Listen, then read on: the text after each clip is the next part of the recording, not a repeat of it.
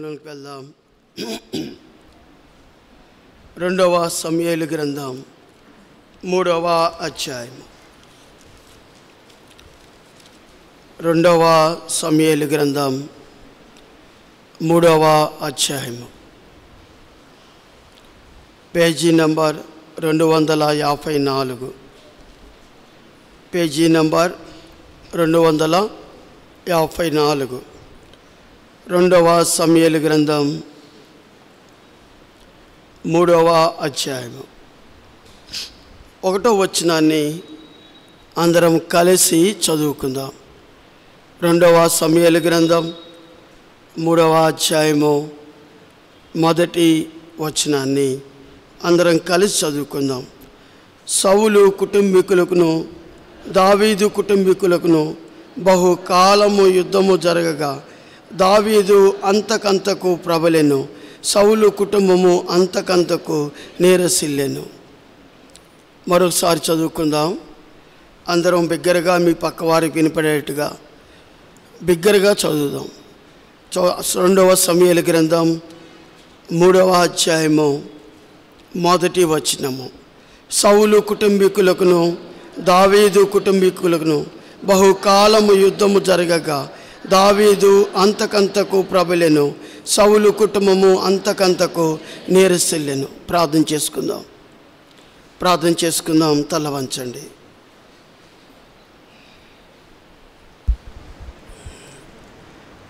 ఈ యొక్క మధ్యాహ్న కాల యొక్క సమయంలో సౌలు కుటుంబం ఎలా ఉంది, దావీదు కుటుంబం ఎలా ఉంది? ప్రభువా, నా కుటుంబాన్ని బాగు చేయండి, నాతో మాట్లాడండి, నా బిడ్డలతో మాట్లాడండి, నా భర్తతో మాట్లాడండి. నీ బల్లలో యోగ్యంగా పాలు పొందే భాగ్యము అని నువ్వు ప్రార్థన చేయి. నా గురించి కూడా ప్రార్థన చేయి. నీ దాసుడి వాక్యము విత్తుతున్నాడు ప్రభు. మా హృదయాల్లో ఫలించే భాగ్యం మాకు దయచేయండి. యవనస్తులారా ప్రార్థన చేయండి. బ్రదర్స్ అండ్ సిస్టర్స్ ప్రార్థన చేయండి.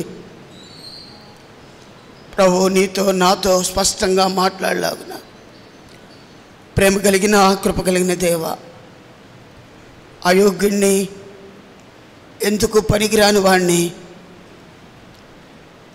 మీరు నన్ను జ్ఞాపకం చేసుకోండి. నీ వాక్యం ద్వారా నన్ను కదిలించండి, నన్ను ఒప్పింపచేయండి. నాకు దైవ చిత్తానుసారమైన పశ్చాత్తాపం నాలో కలగచేయండి. తండ్రి, నా సంఘాన్ని, నా బిడ్డలను, నా ప్రజలను మీరు జ్ఞాపకం చేసుకోండి. వారిలో కూడా ఈ కార్యము జరిగించమని కోరుకుంటున్నాం. మీరు మాత్రమే మహిమ పొందమని కోరుకుంటూ యేసు నామములో ప్రార్థిస్తున్నాం తండ్రి, ఆమేన్.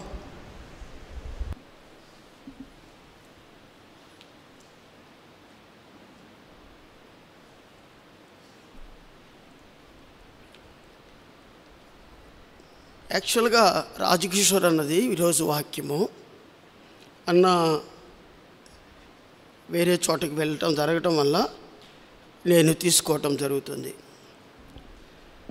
చూడండి, నేను వాక్యాన్ని ప్రిపేర్ అవుతున్నప్పుడు, వాక్యం యొక్క వెలుగులోనికి దేవుడు నన్ను తీసుకెళ్తున్నప్పుడు నాతో ఈ వాక్యం అంతా నాకేనండి, మీకేమో కాదో నాకు చెప్పలేను. కానీ ఇది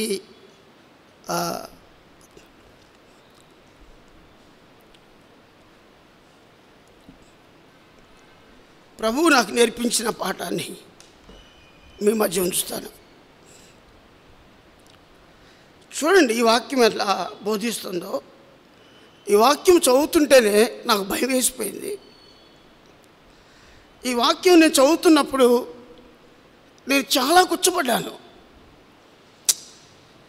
చాలా భయపడ్డాను కూడా.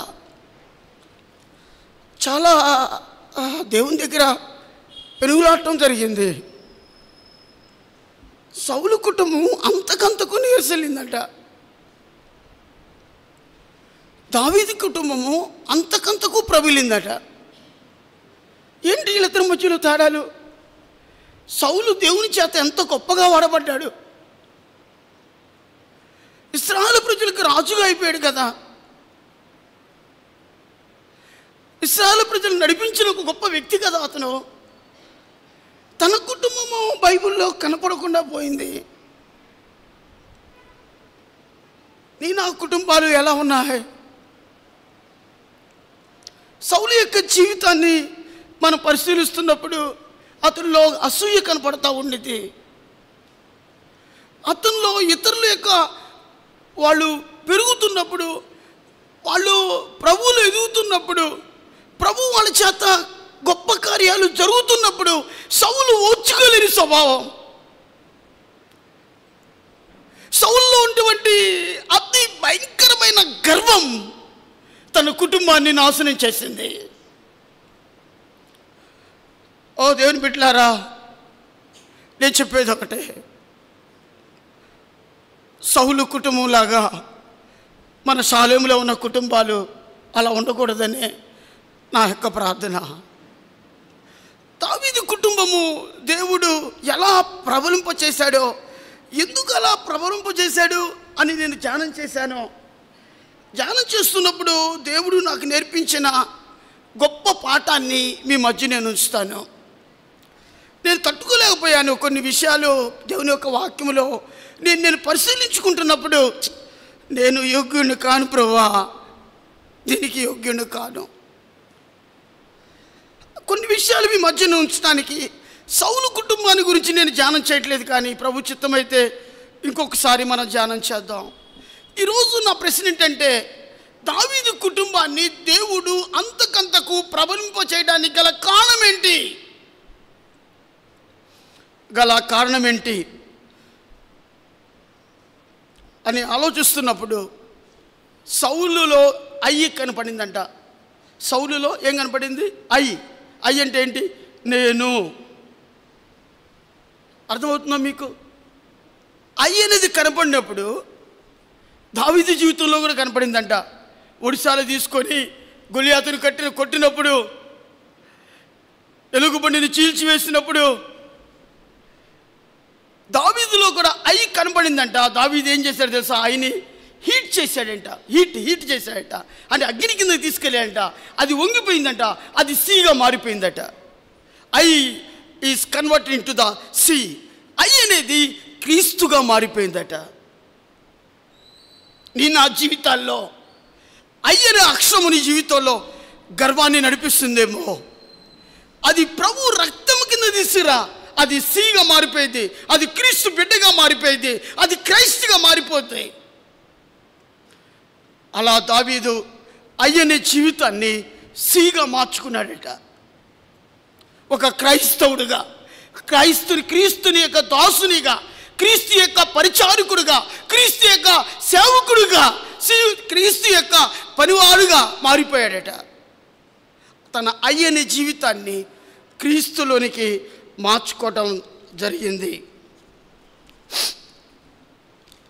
సౌలు కుటుంబాన్ని దేవుడు ఎందుకని అలా చేశాడు? అయి కారణము.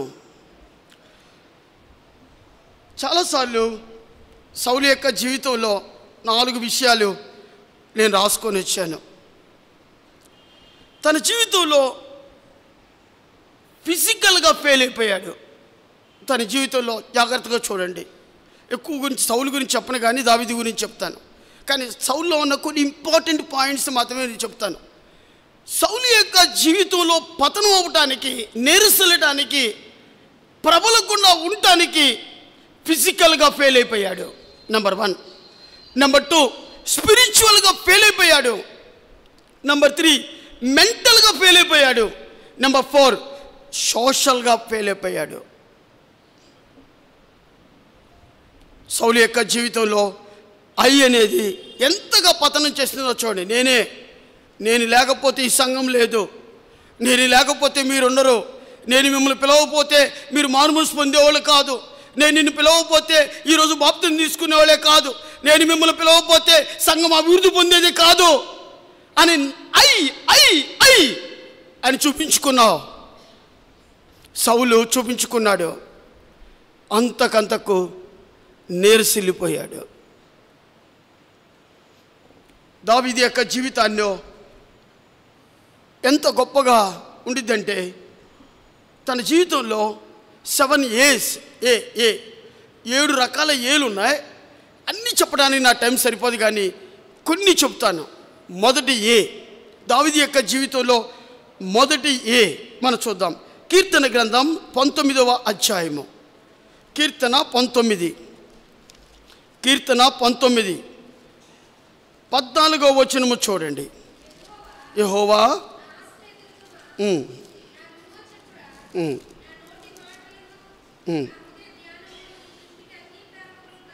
అది దావీదు కీర్తనలో మాట్లాడుతూ ఇలా అన్నాడు, నా నోటి మాటలను నా హృదయ ధ్యానము నీ దృష్టికి అంగీకారములగునుగాక.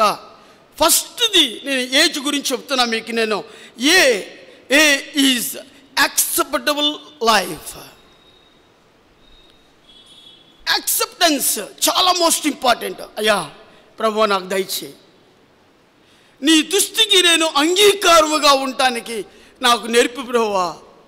దేంట్లో అంట, నా నోటి మాటలను నా హృదయ ధ్యానము నీ దృష్టికి అంగీకారములగునుగాక. యాక్సెప్టబుల్ లైఫ్ కలిగి ఉండాలి. దేవుడు అంగీకరించేదిగా జీవితాన్ని కలిగి ఉండాలి.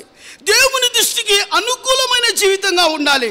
దేవుని దృష్టికి అంగీకారం కలిగిన జీవితంగా నువ్వు ఉండాలి. ఉన్నావా? నీ జీవితము యాక్సెప్టబుల్ లైఫ్గా కలిగి ఉన్నావా? దేవునికి అంగీకారమైన జీవితాన్ని కలిగి ఉన్నావా? చూడండి, ఆదికాండం 3వ అధ్యాయము. ఆదికాండం 3వ ఒక ఎగ్జాంపుల్ చెప్తాం మీకు నిదానికి. ఆదికాండం 3వ అధ్యాయము రండి. ఆదికాండం 3వ అధ్యాయము మనం ఒకసారి చూద్దాం. ఈ 3వ అధ్యాయంలో ఒక మాటను మీకు జ్ఞాపకం చేస్తాను. అద్భుతమైన 4వ అధ్యాయం, క్షమించండి, 4వ అధ్యాయము. 4వ అధ్యాయము చూడండి, 4వ వచనము. హేబేలు కూడా తన మందలో తొలుచూలు పుట్టిన వాటిలో కొవ్విన వాటిని కొన్ని తెచ్చెను. యెహోవా అక్కడి నుంచి చూడండి జాగ్రత్తగా, మీ కళ్ళు అక్కడ పెడాలి. యెహోవా హేబేలును అతని అర్పణను అతను కూర్చోండి. ముందు దేవుడు ఎవరిని ఇష్టపడ్డాడు? హేబేలు యొక్క జీవితం ఎలా ఉంది? అసలు దేవునికి అంగీకారముగా ఉంది. దావీదు యొక్క జీవితము అంతకంతకు ప్రబలడానికి కారణం ఏంటో తెలుసా? దేవుడు దావీదు యొక్క హృదయాన్ని ఇష్టపడ్డాడు. దేవుడు తన కుటుంబాన్ని ఇష్టపడ్డాడు. దేవుని దృష్టికి అనుకూలమైన జీవితాన్ని దావీదు జీవించాడు. నీ కుటుంబం అనుకూలమైన కుటుంబంగా ఉందా? దేవుని దృష్టికి అనుకూలమైనది. దేంట్లో అంట? నోటి యందు. దేని యందంట? హృదయమునందు. దేవుని దృష్టికి నేను నా జీవితాన్ని అనుకూలముగా ఉంచుకున్నాను. కాబట్టి దావీదు కుటుంబము అంతకంతకు ప్రబలింది. What about your families? What about my family? మన కుటుంబాలు ఆ బల దగ్గర దేవునికి అనుకూలంగా ఉన్నాయా? దేవుడు మన కుటుంబాన్ని యాక్సెప్టెన్స్ చేస్తాడా? దేవుడు నిన్ను వ్యక్తిగతంగా యాక్సెప్టెన్స్ చేస్తాడా? అక్కడ చూడండి, హేబేలు యెహోవా హేబేలును అతని అర్పణను లక్ష్యం ఉంచాడట. ముందు హేబేలుని అంగీకరించాడు, అతని అర్పణను అంగీకరించాడు. దేవుడు హేబేలును అంగీకరించాడు. మొదట నీవు దేవునికి అంగీకారంగా ఉండకపోతే నీ అర్పణ కూడా అంగీకారంగా ఉండదు. దావీదు తన జీవితంలో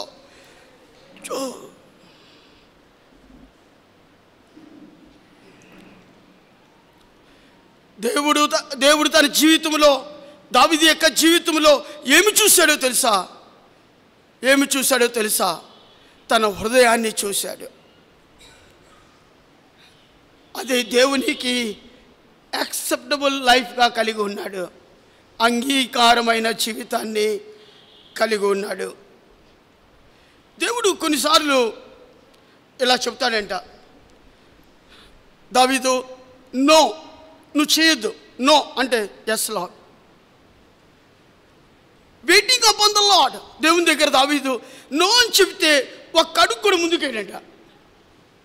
మనమైతే ప్రభా ఇంకొకసారి ప్రభా, ఇంకొకసారి ప్రభా ఆలోచించు ప్రభా, ఇంకొకసారి ఆలోచించు ప్రభా. దేవుడు మళ్ళీ సెలవిచ్చేదాకా నెమ్మదిగా ఉండు అని దావీదు చెప్తాడంట. స్లో, నెమ్మదిగా ఉంటాడంట. తర్వాత గో, వెళ్ళు దావీదు వెళ్ళు అంటే వెళ్ళిపోతాడంట. అందుకనే దావీదు ఏమన్నాడు తెలుసా? దావీదు, నువ్వు నా హృదయానుసారుడివి.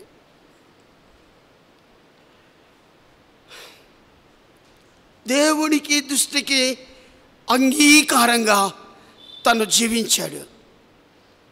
తన నోటి మాటల యందు, తన హృదయ ధ్యానంలో దేవుని దృష్టికి అంగీకారంగా ఉంచాడు. కాబట్టి దేవుడు దావీదు కుటుంబాన్ని అంతకు ప్రబలవాడిగా చేశాడు. రెండవ జీవితాన్ని చూద్దాం. 7 ఏళ్ళు చెప్పాలంటే టైం సరిపోదు, కొన్ని మాత్రమే చెప్తాను మీకు గుర్తుపెట్టుకోవడానికి, ఈజీగా గుర్తుపెట్టుకోవడానికి. ఫస్ట్ ఏ, యాక్సెప్టబుల్ లైఫ్. రెండో ఏ గురించి చెప్తాను. చూడండి, రెండో ఏ గురించి కీర్తన 119. కీర్తన 119.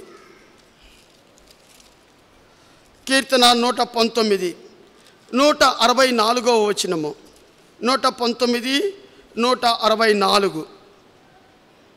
164.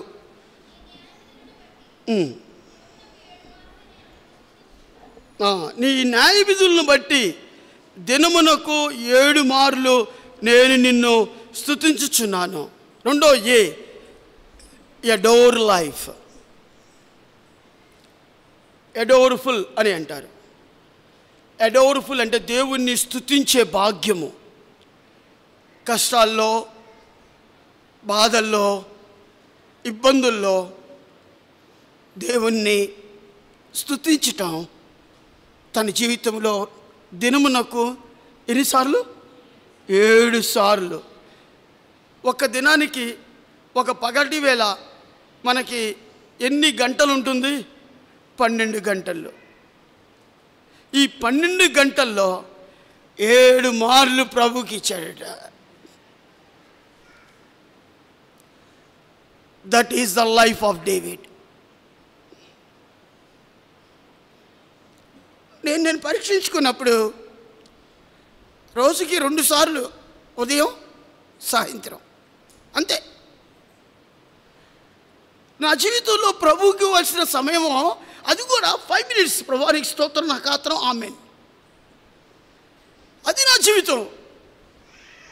వాక్యం యొక్క వెలుగులో నేను పరిశీలించుకున్నప్పుడు నా కుటుంబము అంతకంతకు ప్రబలాలంటే నా జీవితం, దావీదు యొక్క జీవితాన్ని ముందు నేను చూసుకుంటే దినమునకు 7 మార్లు ప్రభువుని స్తుతించాడట.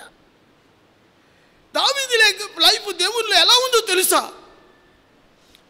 దేవుణ్ణి ఆరాధించటం, దేవుణ్ణి ఘనపరచడం, దేవుణ్ణి మహిమపరచడం, దినమునకు 7 మార్లు ఆయన న్యాయ విధులను ధ్యానించటం.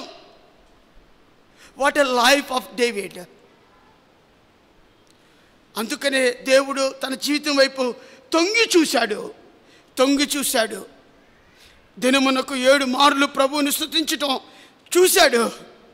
తన కుటుంబాన్ని దేవుడు అంతకంతకు ప్రభులేవాడిగా చేశాడు. ఈ జీవితం నీ జీవితంలో ఉందా? నీవు ఎందుకు ప్రబలకుండా, ప్రబలట అంటే ఎదగటం, ఆశీర్వదించటం లేకుండా ఉన్నావంటే కారణం ఏంటి తెలుసా? దేవునికి ఇవ్వాల్సిన ప్రయారిటీని దేవునికి ఇవ్వకుండా లోకానికి ఇవ్వాల్సిన ప్రయారిటీని లోకానికి ఇస్తున్నాం. ఒక వ్యక్తి గురించి చెప్తాను మీకు, నేను కొంచెం అర్థం అవటానికి. మీకు ఒక ఫ్యాక్టరీలో సుమారు 2-3 వేల మంది పనిచేస్తూ ఉన్నారట. అది ఒక ఇతను పనిచేసేటువంటి ఏరియా ఏంటంటే 0 డిగ్రీ టెంపరేచర్ దగ్గర ఉండాలండి నైట్ అంతా. సో పగలంతా పనిచేస్తారు. ఆ లోపల వారందరూ వెళ్ళిపోయేటప్పుడు దాన్ని 0 డిగ్రీ టెంపరేచర్ దగ్గర ఉంచి వెళ్ళిపోతారు నైట్ టైం. సో ఇతను ఆ పనిలో ఆ ఫ్యాక్టరీలో 2-3 వేల మంది ఉంటారు కదా. ఆ 2-3 వేల మంది రోజు పనికి వస్తున్నప్పుడు దూరంగా ఉన్నటువంటి ఫస్ట్ వాచ్మెన్ లేదా ఆ యొక్క ఆ వాచ్మెన్ దగ్గర ఎవరు పలకరించేవాళ్ళు కాదంట. కానీ ఈ ఫ్యాక్టరీలో పనిచేసే ఈ బ్రదరు ఏం చేసేవాడంటే, praise the lord brother, praise the lord, ఎలా ఉన్నావు, బాగున్నావా అని పలకరించి ఆ వాచ్మెన్ని వెళ్ళిపోతూ ఉన్నాడట. మళ్ళీ తిరిగి క్లోజ్ చేసేటప్పుడు మళ్ళీ వచ్చి ప్రైజ్ ద లార్డ్ బ్రదర్, బాగున్నావా అని చెప్పి వెళ్ళిపోయేవాడట. ఒకరోజు ఇతడు ఆ ఫ్యాక్టరీలో బాగా కష్టపడి పనిచేస్తున్నప్పుడు టైం చూసుకోలేదు, అనుకోకుండా టైం అయిపోయింది. అందరూ వెళ్ళిపోయి గళ్ళన్నీ బిగించేసి వెళ్ళిపోయారు. ఫోన్లోమో బయట వాచ్మెన్ దగ్గర పెట్టేవాళ్ళు, అందరూ ఫోన్లు వెళ్ళిపోయినాయి. కానీ అతడు ఒక ఫోన్ మిగిలిందంట ఆ వాచ్మెన్ దగ్గర. అది ఎవరు ఫోనా అని అర్థం కావట్లేదు. సరే ఇతను అంతా గళ్ళని ఊహించిన తర్వాత ఏం చేయాలి, ఆ ఫ్యాక్టరీని బయట వెళ్ళిపోయేప్పుడు 0 డిగ్రీలు సెంటిగ్రేడ్లో ఉంచాలి. కూలింగ్ అయిపోతుంది. లోపల ఈ వ్యక్తి ఉన్నాడు. మోకరించి ప్రార్థన చేశాడంట, ప్రభువా this is the day, this is the last day in my life. ప్రభువా మీరు మాకు సహాయం చేయండి, చచ్చిపోతున్నాను, 0 డిగ్రీ టెంపరేచర్లో వచ్చేస్తున్నది. ప్రభువా నన్ను రక్షిస్తే రక్షించు, లేకపోతే నా కుటుంబాన్ని జ్ఞాపకం చేసుకో. అలా ప్రార్థన చేసుకుంటున్నప్పుడు ఆ వాచ్మెన్, బయట ఉన్నటువంటి వాచ్మెన్, నువ్వు త్వరగా లోపలికి వెళ్ళు, నువ్వు త్వరగా లోపలికి వెళ్ళు అని ఫోర్స్ చేస్తుందంట హృదయాన్ని. అతను ఈ ఫోన్ ఎవరిదో అర్థం కావట్లేదు. ఈ ఫోన్ పట్టుకున్నాడు, టార్చ్ లైట్ పట్టుకున్నాడు, తలుపులు తీశాడు. తలుపులు తీయంగానే లోపల 0 డిగ్రీల టెంపరేచర్లో ఉన్నటువంటి ఆ ఫ్యాక్టరీ తలుపు తీయంగానే వేడితో వచ్చిందండి. ఏంటి ఆ వేడి వస్తుంది? ఒకసారి తలుపు వైపు చూస్తే ఒక వ్యక్తి నడుచుకుంటూ వచ్చాడట. బ్రదర్ మీరా? అవునండి నేనే. ఎందుకున్నారంటే ఇది మర్చిపోయాను, టైం చూసుకోలేదు, అందరూ వెళ్ళిపోయారు, లోపల ఉన్నాను, తలుపు తీసుకుని బయటకు అనిపించాయంట. బ్రదర్ నేను నెట్టుకుతూ మీరు లోపల ఉన్నాను మీకెట తెలుసు? నాకు రోజు మీరు వెళ్తున్నప్పుడు నాకు ప్రైజ్ లాడ్ చెప్పేవాళ్ళు, రోజు మీరు వస్తున్నప్పుడు నాకు ప్రైజ్ లాడ్ చెప్పారు, పొద్దునపూట నాకు ప్రైజ్ లాడ్ చెప్పారు, వెళ్ళేటప్పుడు నాకు ప్రైజ్ లాడ్ చెప్పలేదు. నాకేదో డౌట్ వచ్చింది. లోపల బ్రదర్ ఏం చేస్తున్నాడని లోపలికి వచ్చాను. తలుపు తీస్తే నువ్వు కనపడ్డావు. దేవుడు నన్ను పంపించాడు. ఆయన చెప్పాడంట ప్రైజ్ ద లార్డ్ బ్రదర్ అని. నాకు అనిపించింది ఈ కథను చదువుతున్నప్పుడు, జరిగిన విషయాన్ని చదువుతున్నప్పుడు, ఒక ప్రైజ్ లార్డ్ కూడా ఒక వ్యక్తిని ఎంత బాగా రక్షిస్తుందా అనిపించింది. చెల్లెళ్ళు, తమ్ముళ్ళు, మీరు పెద్దలు చూసినప్పుడు 2 చేతులు ఎత్తి ప్రైజ్ ద లార్డ్ చెప్పే అనుభవం మీ పిల్లలకు ఉందా?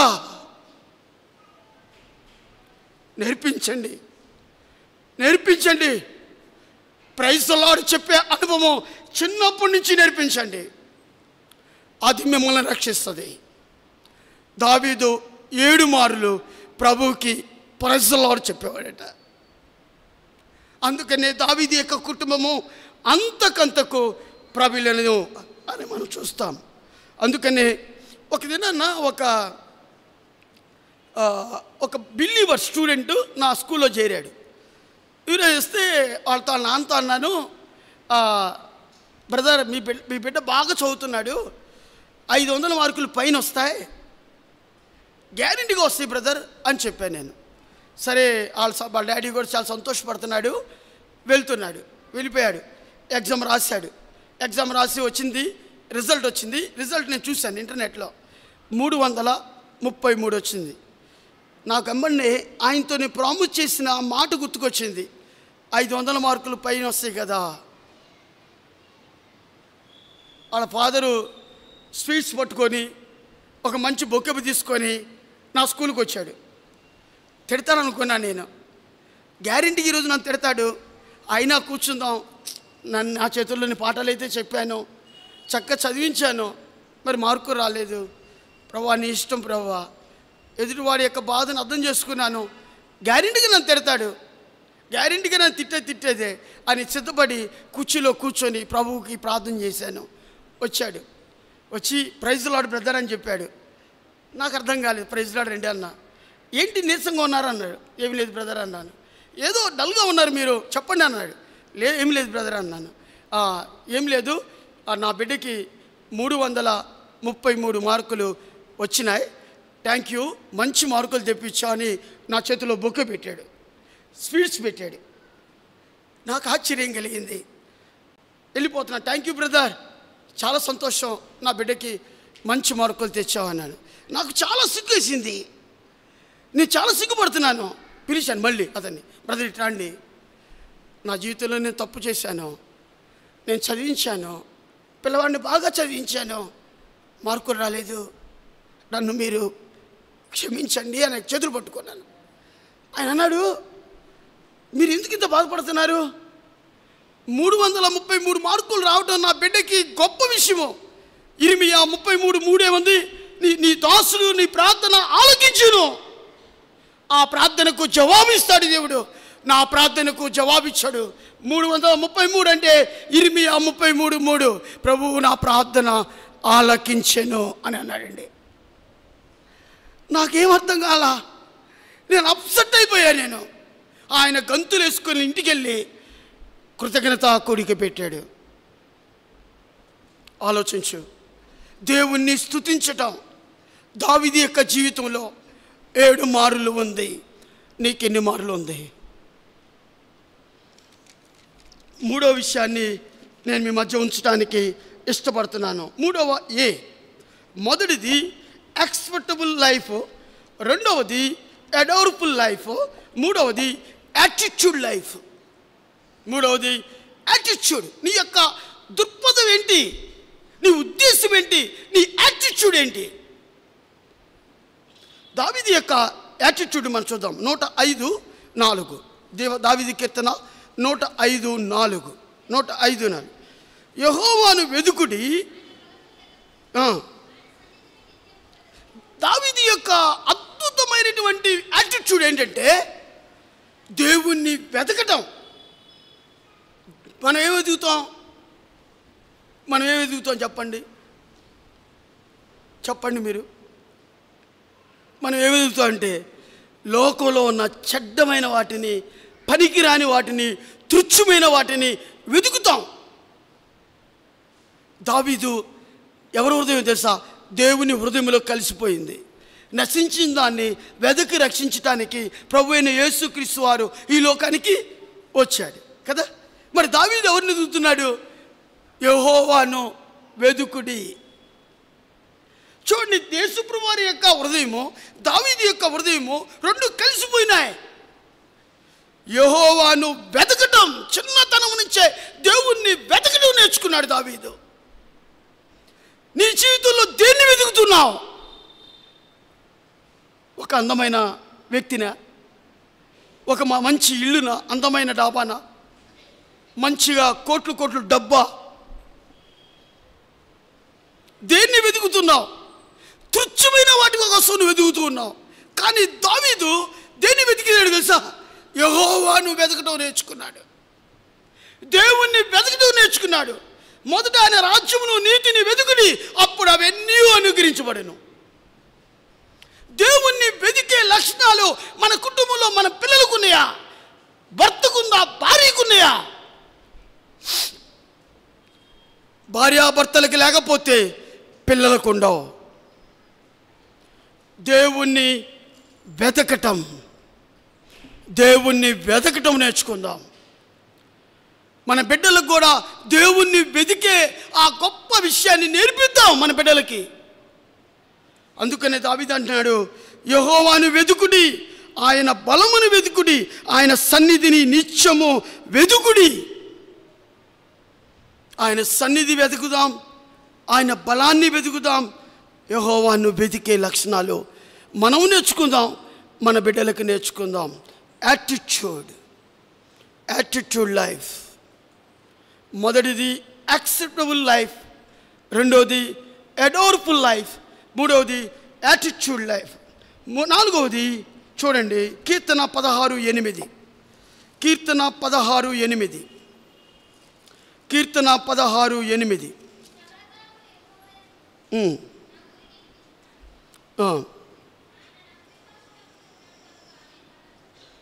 చూడండి, 16:8లో ఈ విధంగా ఉంది. సదాకాలం యెహోవాయందు నా గురి నిలుపుచున్నాను, ఆయన నా కుడి పార్శ్వమందు ఉన్నాడు కనుక నేను కదల్చబడను. నాలుగవది assured life, assurance. Assured life కలిగి ఉందాం. ఏంటది? చూడండి 8, సదాకాలము నేను యెహోవా యందు నా గురి నిలుపుచున్నాను. దావీదు యొక్క గురి ఏంటో తెలుసా? గొలియాత.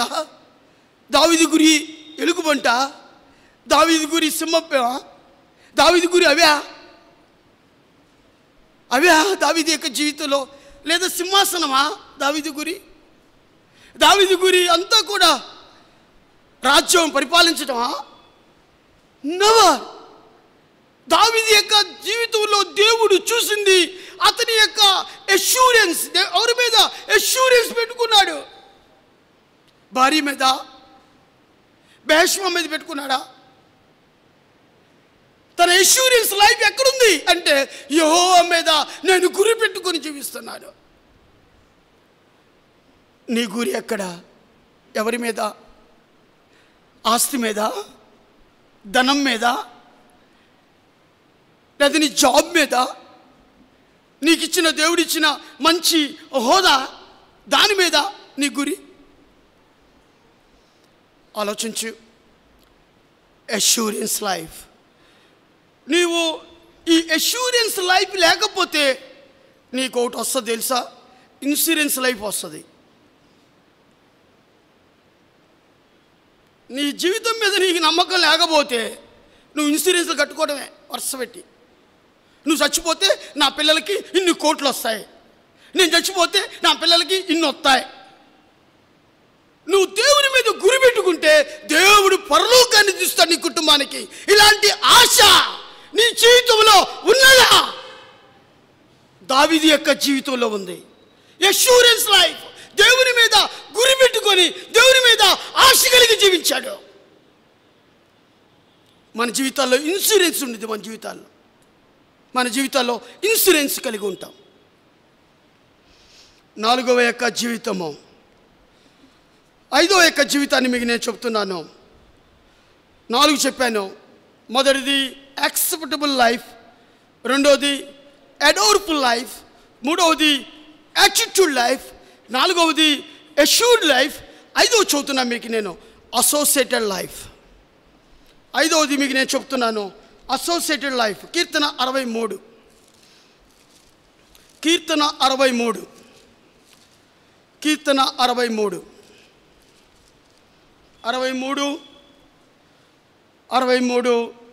8 చూడండి. కీర్తన 63:8.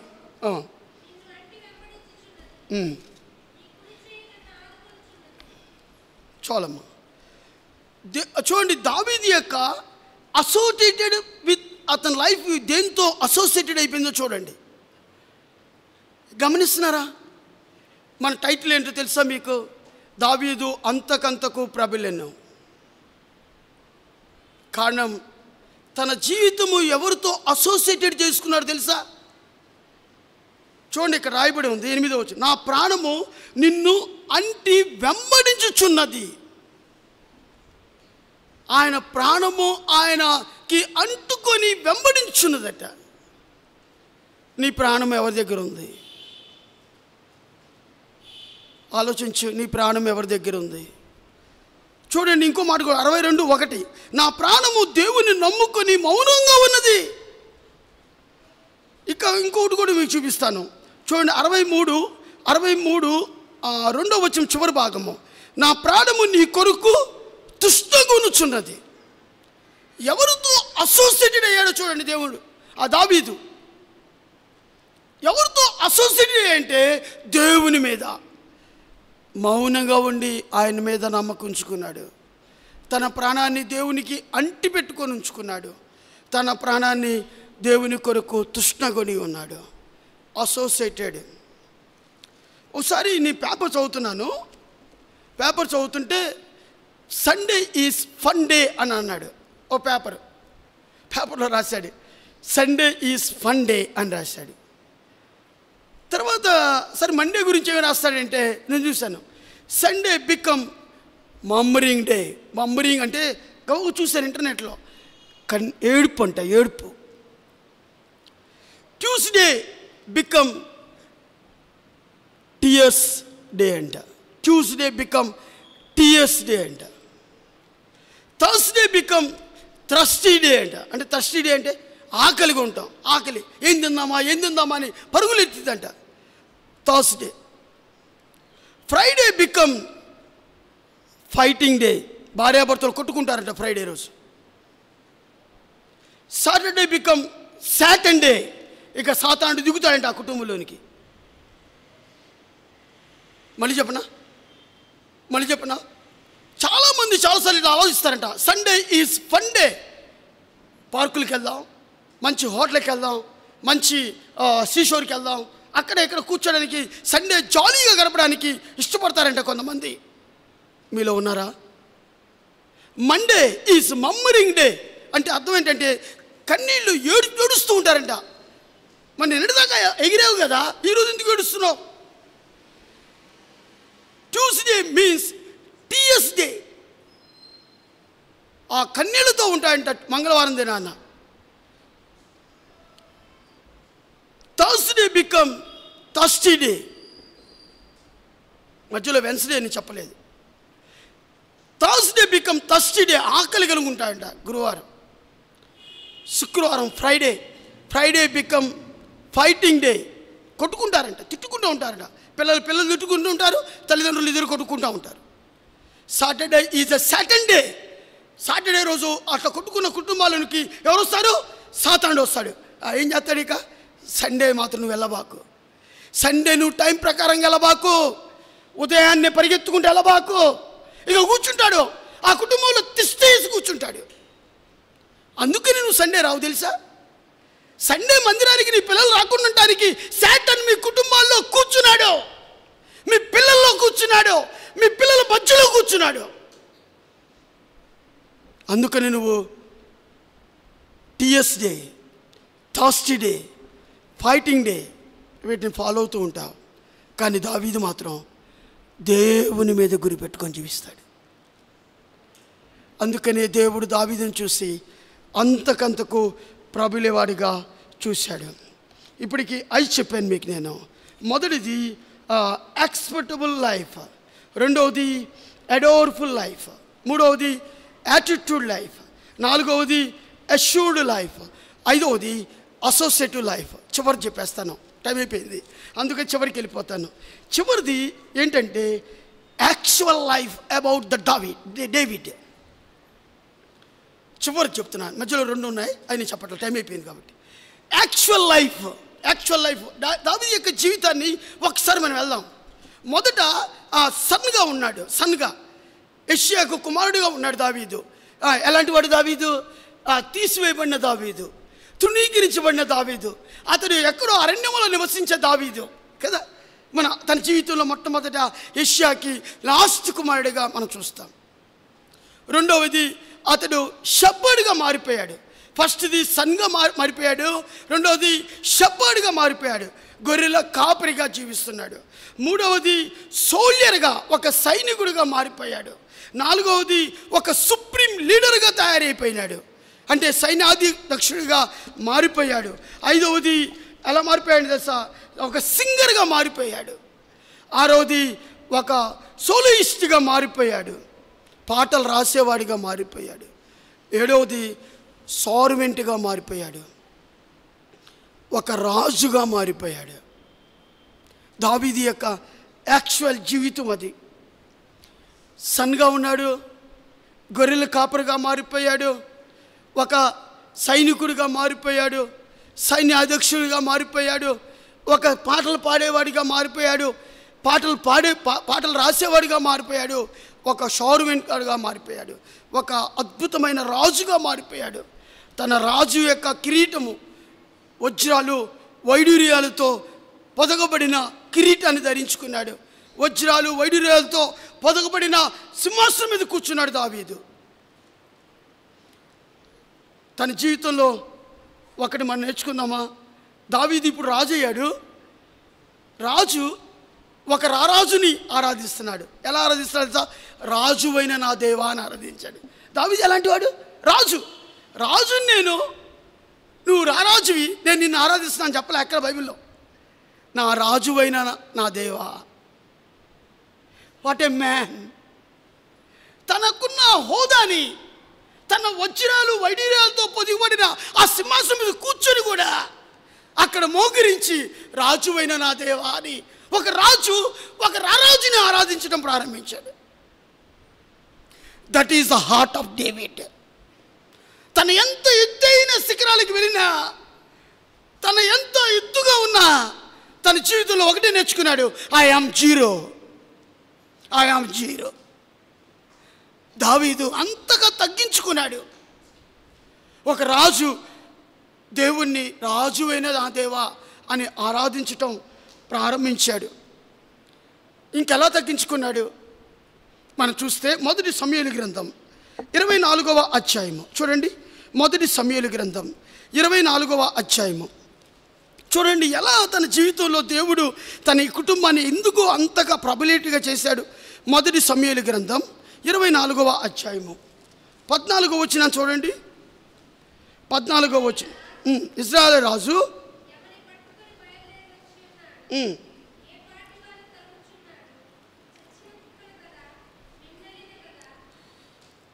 చాలమ్మా. దేంతో పోల్చుకున్నాడు ఆయన?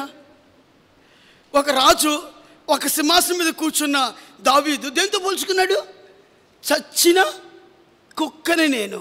కనీసం బ్రతికిన కుక్కనన్న చెప్పుకోవచ్చుగా, మురిగే కుక్కని నేను, పిచ్చి కుక్కనన్న చెప్పుకోవచ్చు కదా. దావీదు తన జీవితాన్ని దేవుని ఎదుట దేంతో పోల్చుకున్నాడంటే, దేవా నేను నా కుటుంబం ఎలాంటిది తెలుసా? చచ్చిన కుక్క లాంటిది ప్రభువా, నా కుటుంబాన్ని నువ్వు జ్ఞాపకం చేసుకో. That is the heart of the David. అలాంటి తగ్గింపు జీవితము నీ జీవితంలో ఉందా?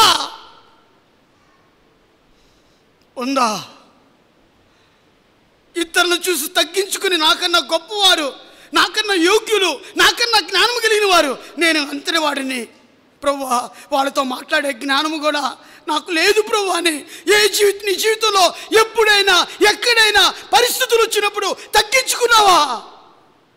దావీదు తగ్గించుకున్నాడు. సింహాసనం మీద కూర్చొని ప్రార్థన చేస్తున్నాడు, చచ్చిన కుక్కని ప్రభువా నేను. That is the man of David. రెండో విషయం చెప్తాను, అదేంటో నాకు అర్థం కాలేదు. మిన్నలని నోరు కూడా తిరగట్లా నాకు. అదేంటో నాకు కొంచెం అర్థం, డిక్షనరీ తర్వాత చూస్తాను. అది పురుగో పక్షో కూడా నాకు అర్థం కాల.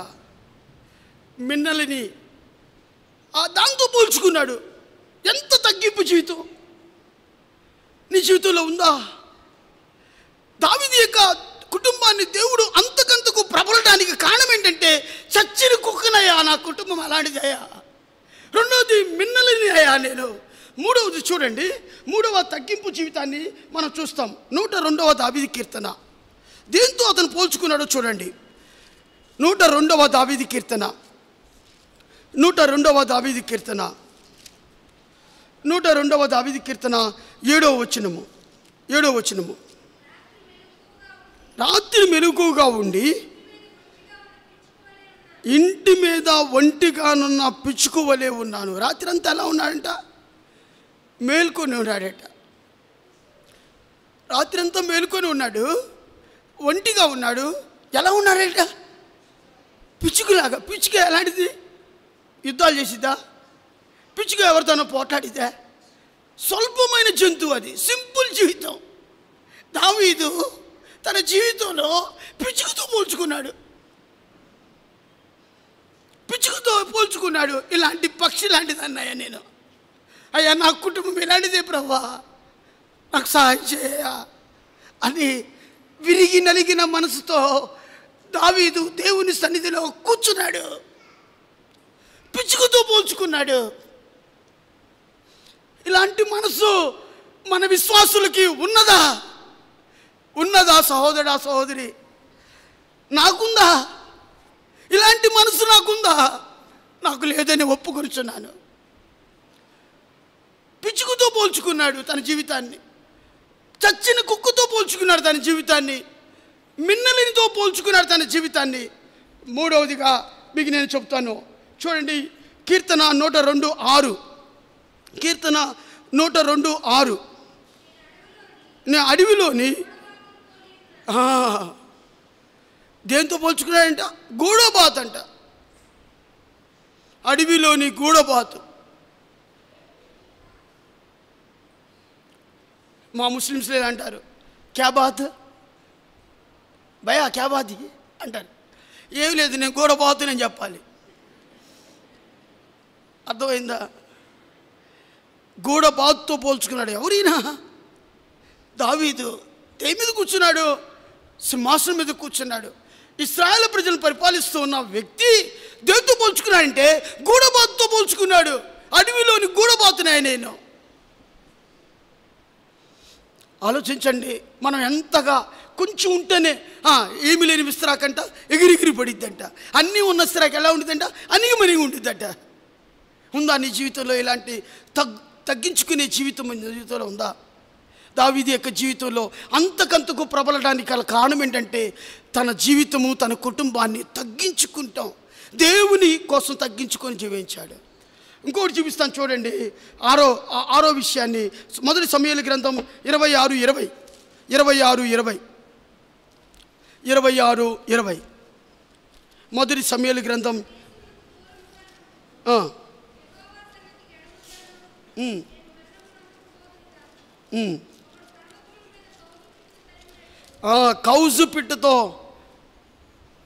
కౌజు పిట్టని తరుముతారంట. అలా తరిమిన వాళ్ళు నేను కూడా కౌజు పిట్టనయ్యా అని తను తాను తగ్గించుకోవడానికి ఇష్టపడ్డాడు. దావీదు యొక్క జీవితంలో యాక్సెప్టబుల్ లైఫ్ ఉంది. మొదటిది దేవునికి అంగీకారమైన జీవితము. రెండవది అడోర్ఫుల్ లైఫ్ కలిగి ఉంది, దేవుణ్ణి ఆరాధించే హృదయం ఉంది. మూడవది దేవునికి ఒక మంచి యాటిట్యూడ్ లైఫ్ కలిగి ఉన్నాడు. నాలుగవది అష్యూర్డ్ లైఫ్ కలిగి ఉన్నాడు. ఐదవది అసోసియేటెడ్ లైఫ్ కలిగి ఉన్నాడు దేవునితో. ఆరవది తన జీవితంలో యాక్చువల్ లైఫ్ని చూపించాడు దావీదు. నా జీవితం ఇది, ఇంతగా తగ్గించుకొని ప్రభుని నేను ఆరాధిస్తున్నాను, ప్రభు సన్నిధిని ప్రేమిస్తున్నాను, ప్రభు బిడ్డలను ప్రేమిస్తున్నాను, ప్రభుతో నేను ఉంటున్నాను. అందుకనే దేవుడు నా దీన కుటుంబాన్ని జ్ఞాపకం చేసుకున్నాడు అని చెప్తున్నాడు. సహోదరా, సహోదరి, దేవుడు నిన్ను జ్ఞాపకం చేసుకోవాలంటే ఇలాంటి తగ్గింపు జీవితాన్ని నువ్వు నేను కలిగి ఉందుముగాక. దేవుడి వాక్యం మన జీవితాల్లో ఫలించునుగాక. ప్రార్థన